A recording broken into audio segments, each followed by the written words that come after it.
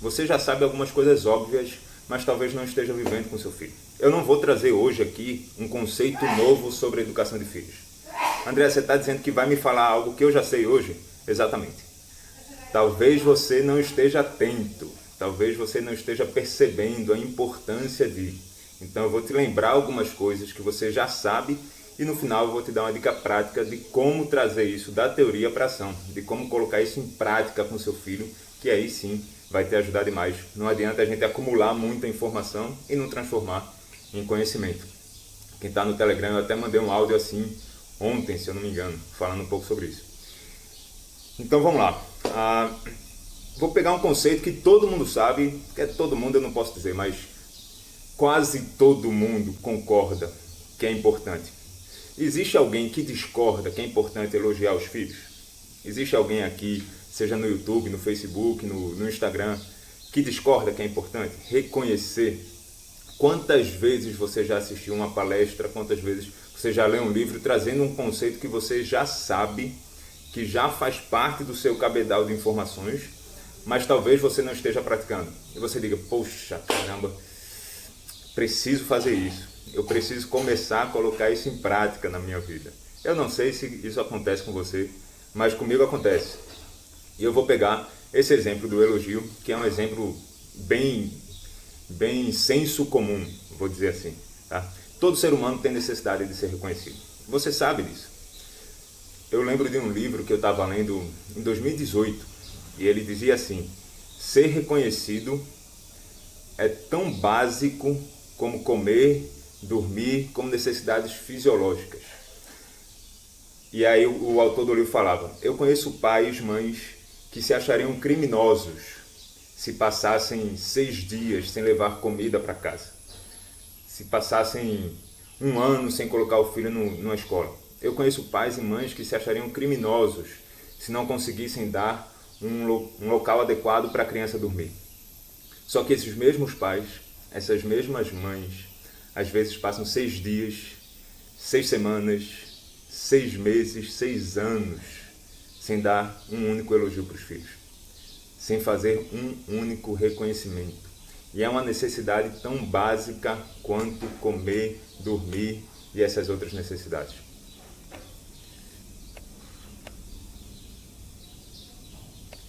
Não sei se você concorda ou não, mas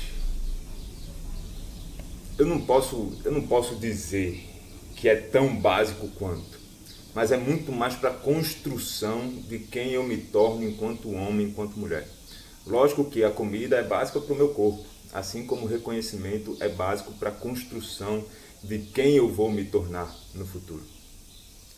E esse mesmo autor, um pouco mais na frente do livro, ele estava entrevistando um médico psiquiatra que tinha construído um hospital que tratava de pessoas que tinham transtornos psiquiátricos, de pessoas que enlouqueciam. E aí, ele entrevistando esse médico, ele perguntou quais são as causas das pessoas enlouquecerem. E o médico falou, olha, não tem como eu lhe dizer uma causa só. E a fundo a gente não consegue saber exatamente a causa de cada caso. Eu poderia discorrer aqui para você sobre várias possíveis causas, várias possíveis raízes dos problemas. Mas eu vou te falar uma, isso o médico falando para o autor do livro, né?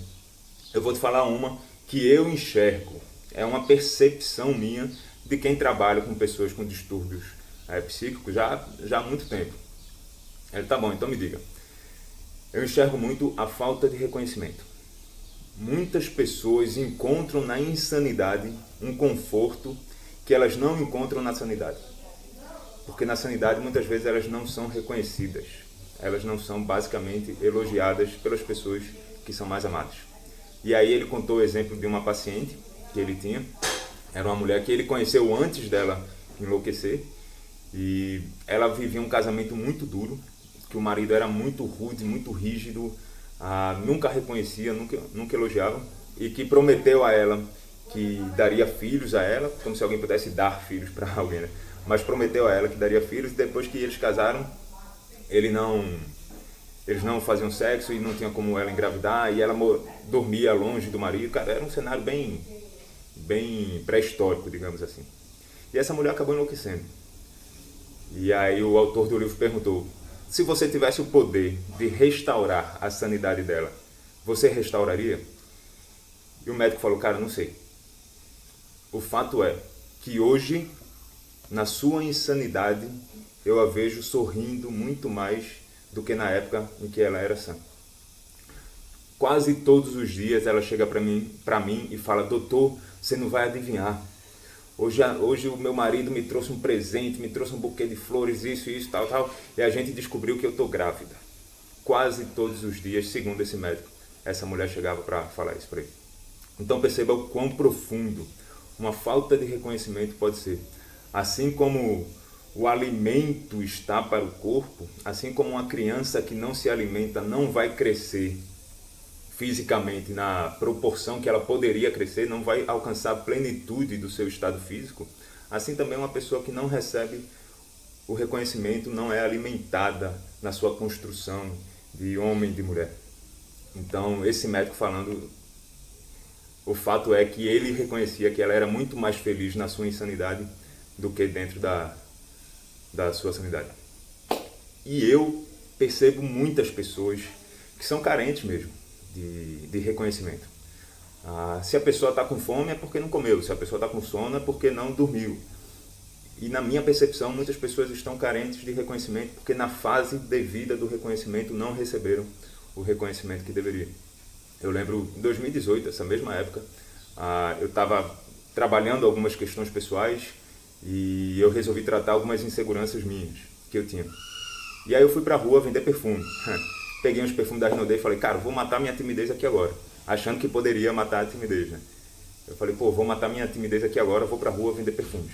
Ao invés de ficar conversando e tentando entender as minhas inseguranças, eu decidi agir, decidi bater mesmo nela. Não estou recomendando isso não, estou contando uma história minha, tá?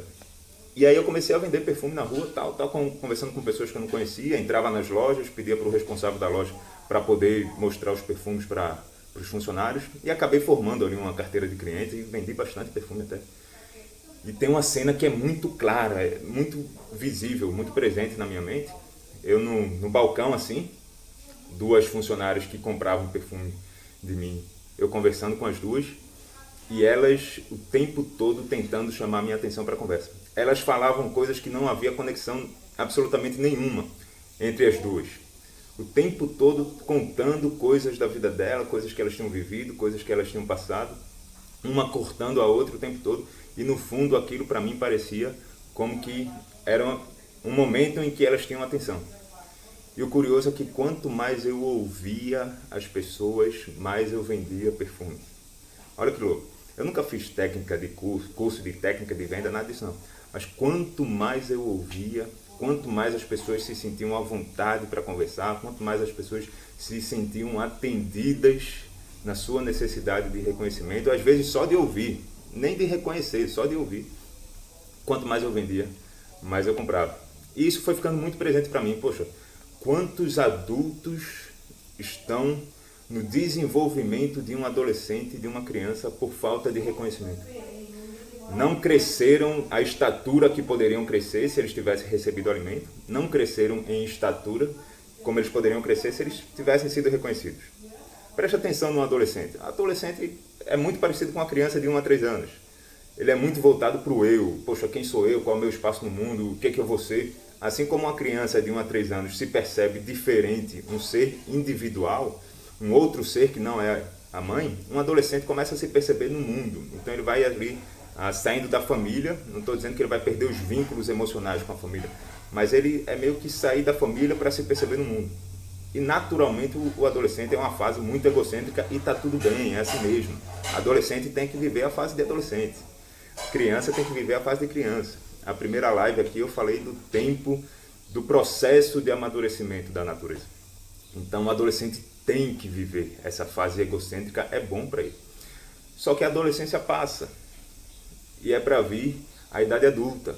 E quantos adultos que talvez não receberam o alimento do reconhecimento lá na sua adolescência, lá na sua infância, se transformam em adulto na idade, mas ainda têm a mentalidade de um adolescente carentes de reconhecimento, carentes de elogio, que é o que a gente está está falando aqui.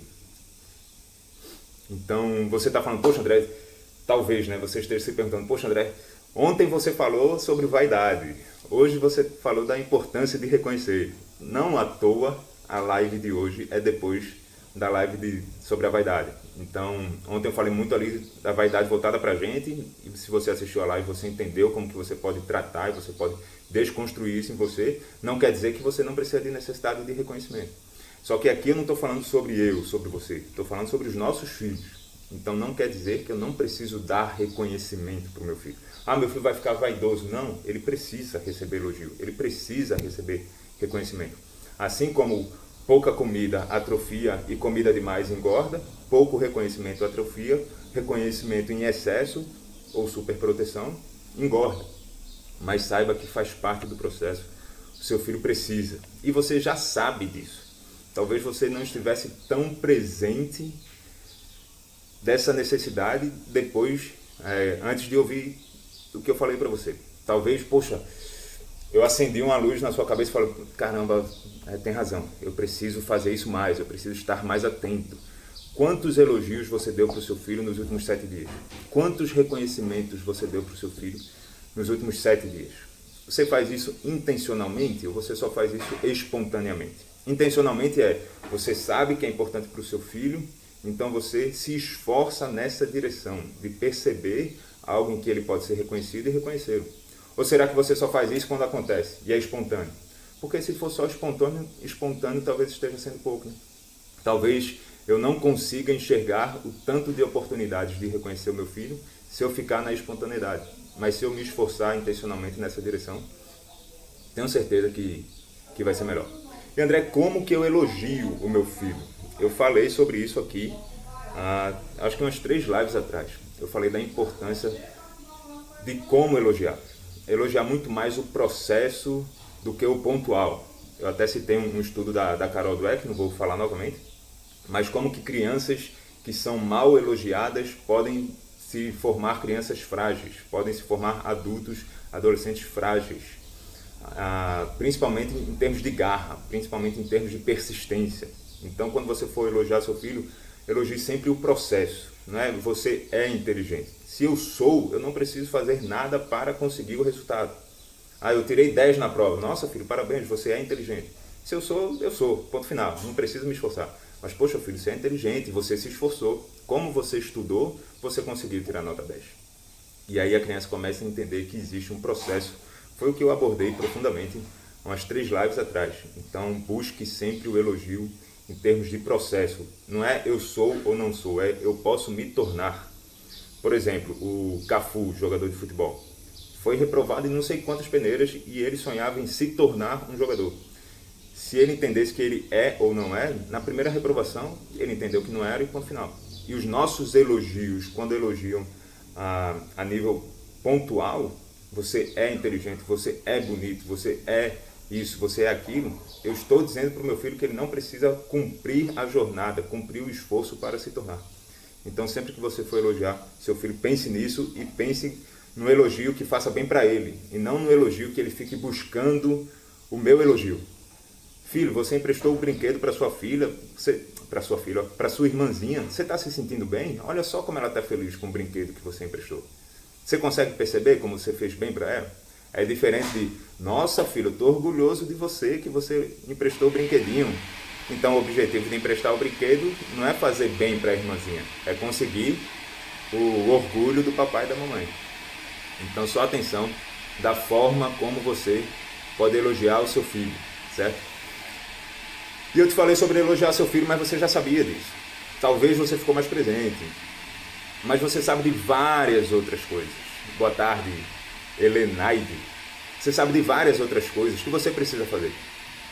Será que você precisa ter mais tempo de qualidade com seu filho? Será que você precisa sentar no chão e brincar mais? Será que você precisa estar mais atento para ouvir as histórias dele, entrar mais na fantasia, a fazer surpresa para o seu filho, dar presente? Quais são as coisas que você já sabe que você precisa fazer com seu filho, que talvez pela correria do dia a dia você não tenha feito? Quais são as coisas que você já sabe, que não precisa assistir nenhuma palestra, não precisa ler nenhum livro, você já sabe e não tem praticado na educação do seu filho? Porque se já sabe, é uma questão de colocar em prática, né? Não é uma questão de buscar mais informação. É uma questão de transformar a informação em conhecimento.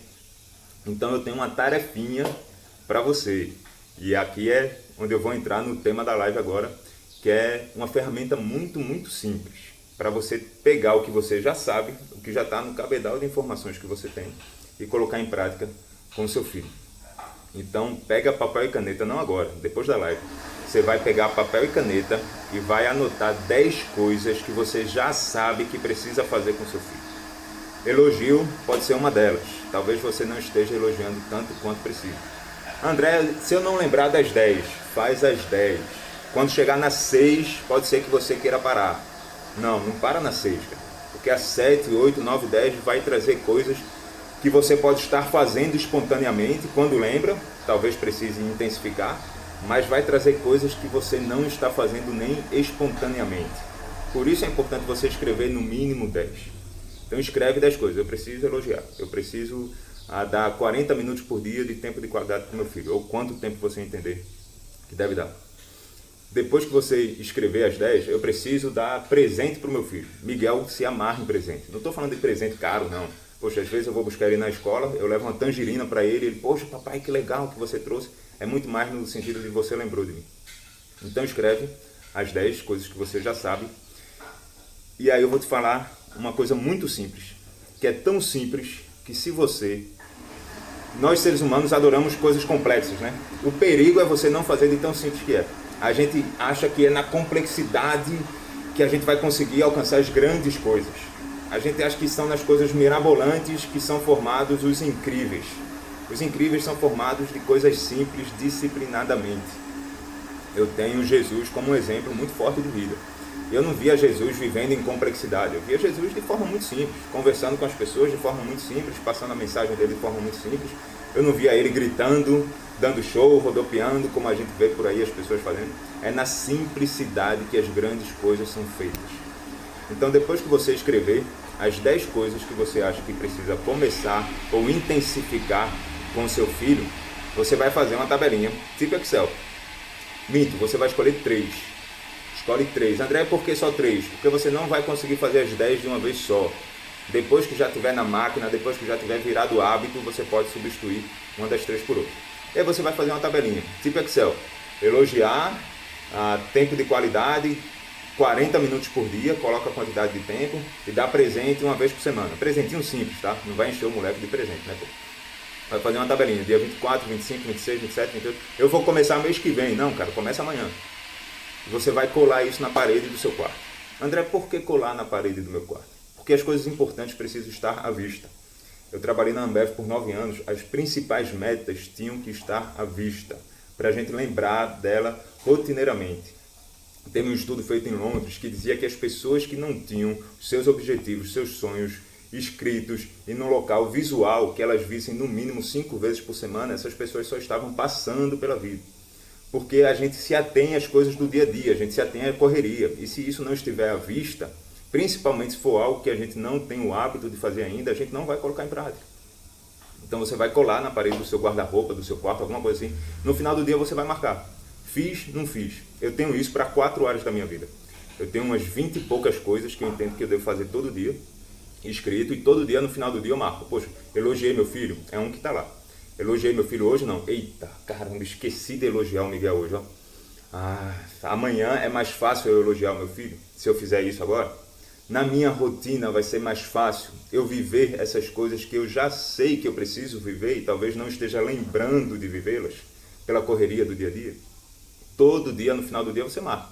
Fiz, não fiz, fiz, não fiz, fiz, não fiz. Isso vai ajudar você a colocar em prática. Simples assim.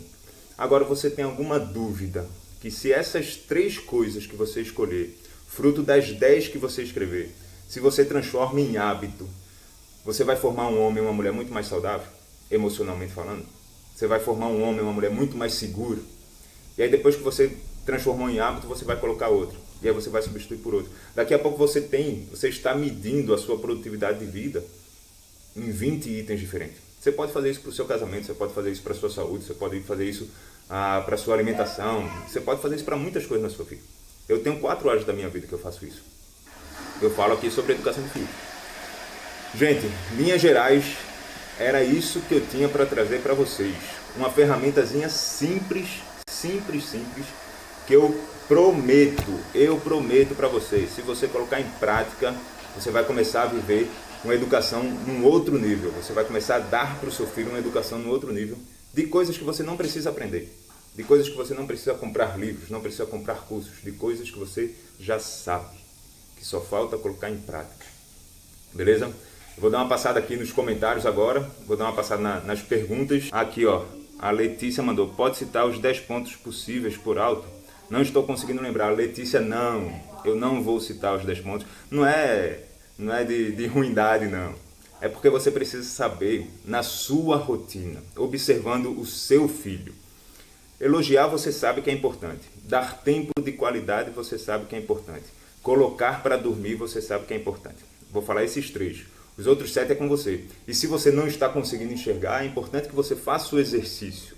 Porque aí, justamente no exercício de escrever os 10, é que vai ficar presente para você coisas que você já sabe que são importantes, mas que no dia a dia você esquece que você não está fazendo mesmo. Beleza? Então, é contigo essa tarefa aí. Ore para o seu filho, saiba o que você já sabe. Saiba o que você já sabe é fogo, né? Lembre do que você já sabe e busque praticar, tá bom?